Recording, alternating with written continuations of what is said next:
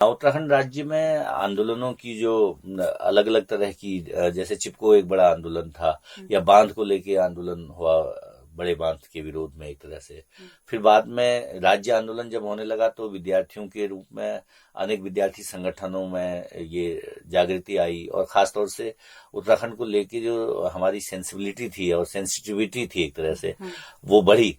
तो मैं उस दौर को ये समझता हूँ कि चाहे सन 90-94 का समय आपने कहा, या उसके बाद 2000 तक जब तक कि राज्य गठन होता है, इस पूरे समय में उत्तराखंड के प्रवासी और तमाम लोगों में इसको लेके बड़ी जागृति थी। और 90 के बाद तो मैं चूंकि उत्तर प्रदेश के उस क्षेत्र में काम कर रहा था, जहां पर खुर्जा में, तो वहां पर आंदोलन की उस तरह की गतिविधियां नहीं थी, लेकिन वहां पर भी लोग, जब उत्तराखंड के लोग एकत्रित होते थे या दिल्ली में, मेरठ में, तो तभी बातें होती थी कि किस तरह से हम लोग आंदोलन को आगे बढ़ा सकते हैं, मदद कर सकते हैं। तो ये चर्चा चलती जी थी। सर, आपने लिखा काफी है, उत्तराखंड आंदोलन को कवर काफी किया है आपने, और अमर उजाला तो एक तरह से उत्तराखंड आंदोलन की ही उपज रहा है।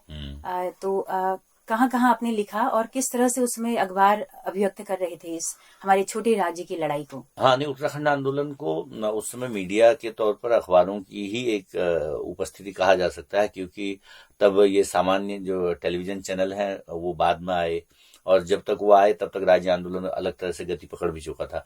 लेकिन शुरुआत में अमर उजाला है, हिंदुस्तान है, राष्ट्रीय सहारा है, इन 2-3 अखबारों में अलग अलग समय पर मुझसे भी इसके बारे में लिखने के लिए कहा गया, और मैं सक्रिय तौर पर, चूंकि एक समझ थी कि जब भी हमें लोकतंत्र के तौर पर छोटी इकाई मिलेगी तो राज्य विकसित होगा, लोगों को ज्यादा जनतांत्रिक अभिव्यक्ति मिलेगी, लोगों के काम आसानी से होंगे, या नीति बढ़ने में या नीति बनाने में छोटे राज्य अपने जरूरतों के हिसाब से नीति बना सकते हैं। क्योंकि जो मैदानी क्षेत्रों की आवश्यकताएं और जरूरतें थी, और हमारे उत्तराखंड के पर्वतीय क्षेत्रों की जरूरतें थी, उनको लेकर बार बार बहस होती थी कि राज्य को लेकर के, नागरिकों का के जो विचार है उनको अभिव्यक्ति कैसे मिलेगी।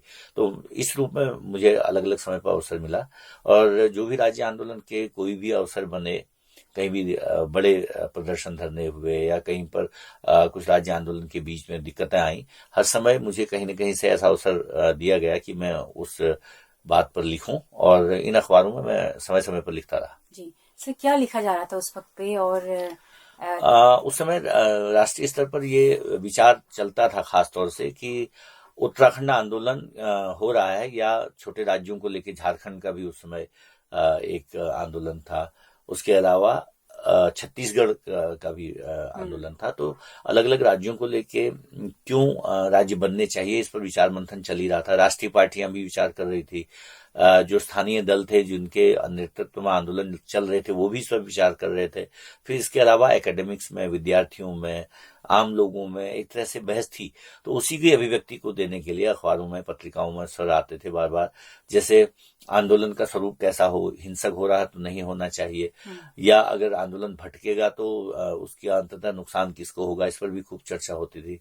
या राज्यों में जो भी राजनीतिक दल हैं उनकी मदद किस रूप में मिल रही है, किस रूप में नहीं मिल रही, इस पर भी खूब चर्चा होती थी। तो अलग अलग तरह के विषय समय समय पर उठाए जाते थे, और अखबारों का भी एक अलग अलग टोन होता था समय समय पर कि वो किस तरह के सकारात्मक या नकारात्मक पक्ष को दिखा रहे हैं।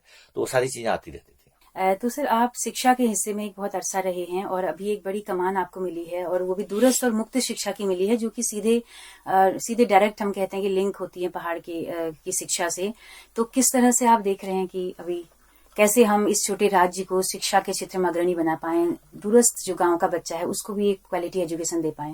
हाँ, और ये सबसे बड़ी जरूरत जो है वो वही है कि रोजगार परक शिक्षा हो, और हम लोग जो लर्निंग का सिस्टम है उसमें जितनी प्रौद्योगिकी बेस्ड चीजें लाए, ताकि लोगों को व्यावसायिक शिक्षा और रोजगार परक शिक्षा मिले।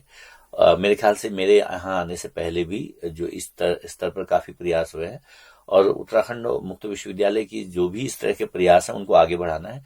और इनमें जो नई गति आ सकती है, किसी भी तरह के नए पाठ्यक्रम आएंगे, या पाठ्यक्रम को अद्यतन करने की गति होगी, या उनको प्रौद्योगिकी से जोड़कर लाने की बात होगी, या उसमें जितने भी वर्कशॉप्स या इंटर्नशिप या इस तरह के काम होंगे ताकि बच्चों को रोजगार मिले जो इससे जुड़े हैं, या जो पहले से हमारे विद्यार्थी हैं और वे अब एलुमनाई के तौर पर महत्वपूर्ण स्थानों पर है, उनको जोड़ने की बात होगी।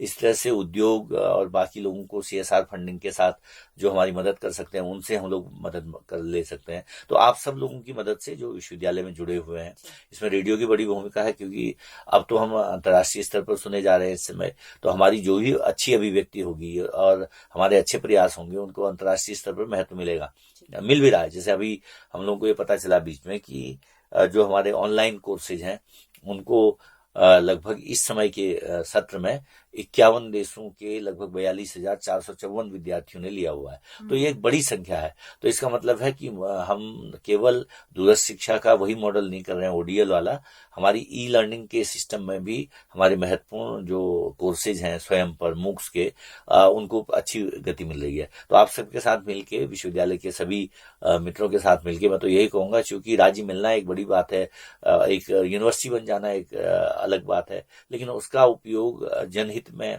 और अंतिम जरूरत वाले तक कैसे पहुंचे, इसका प्रयास हम सब मिलकर करेंगे।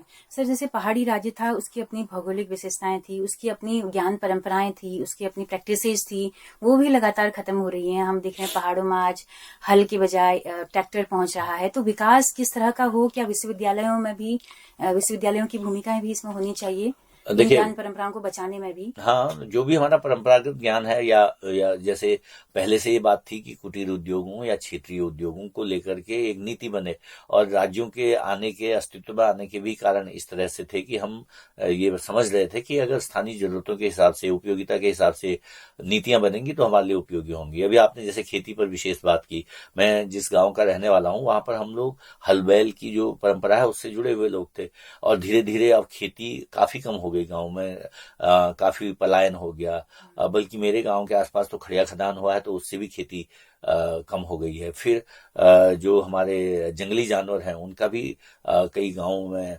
हस्तक्षेप बढ़ गया है। तो ये सारी चीजें नियंत्रित होनी ही चाहिए, करनी ही पड़ेंगी, तब जाके हम खेती या उस हिस्से में काम अच्छा कर पाएंगे।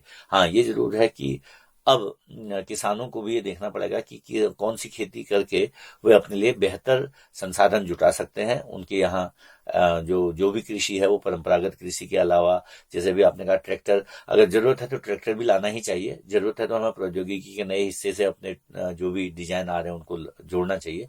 लेकिन मेरा सोचना यह है कि उत्तराखंड की जरूरत के हिसाब से ही ये विचार हो, ताकि जो भी काम हो भविष्य के लिए वो नीति के स्तर पर बहुत संगठित तरीके से हो और उसके एग्जीक्यूशन भी उसी तरह से हो। जी सर, विश्वविद्यालयों का एक बड़ा काम है शोध कराना, तो क्या हम अपने शोधों को अपने उत्तराखंड के समाज से जोड़ पाएंगे, ऐसी कोई? हाँ, नहीं, विश्वविद्यालय में अभी हम लोगों ने, हमारी जो प्लानिंग बोर्ड है उसकी बैठक में ये विमर्श किया है कि हम लोग भविष्य में ऐसे विषयों पर शोध कराएंगे जो हमारे क्षेत्रीय विषयों को महत्व देते होंगे, और इसी तरह से इस बात को आगे बढ़ाते हुए एकेडमिक काउंसिल और बाकी जगहों पर से इसकी सहमति मिलेगी। और हम लोग ये भी चाहते हैं विश्वविद्यालय स्तर पर भी जितने भी महत्वपूर्ण रिसर्चर हैं, प्राध्यापक हैं, शोधार्थी हैं, वे ऐसे इनोवेटिव एरिया में काम करें जो नवाचार के जो क्षेत्र हैं, ताकि उनको भी महत्व मिले और उत्तराखंड के लिए भी एक दृष्टि बने लोगों के पास। तो ये काम जारी रहेगा और इसके लिए बजट आवंटन और बाकी गतिविधियां चल रही हैं। जी जी जी सर, चलते चलते आपने इतना लिखा है उत्तराखंड राज्य आंदोलन से पहले, जब राज्य बना, जब घोषणा हुई, उस वक्त आप कहाँ थे, क्या कब आपको ये सूचना मिली? और उसके बाद भी आपने लगातार लिखा होगा।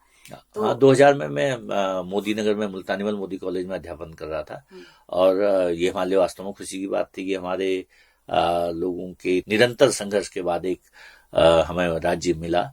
हाँ, ये जरूर है कि अलग अलग स्तर पर राज्य की लड़ाई में लोगों ने अपनी अपनी बात रखी, क्योंकि हम लोग उसमें सक्रिय तौर पर आंदोलनों में सड़क पर नहीं थे, लेकिन जिन्होंने सड़क पर दुख झेला या उनके साथ दुर्घटनाएं हुई, उन सब को लेके हम लोग हर साल भी जो आयोजन होते हैं उनमें भी इस पर विमर्श करते हैं कि उनकी बड़े बलिदान के बाद ये राज्य मिला है।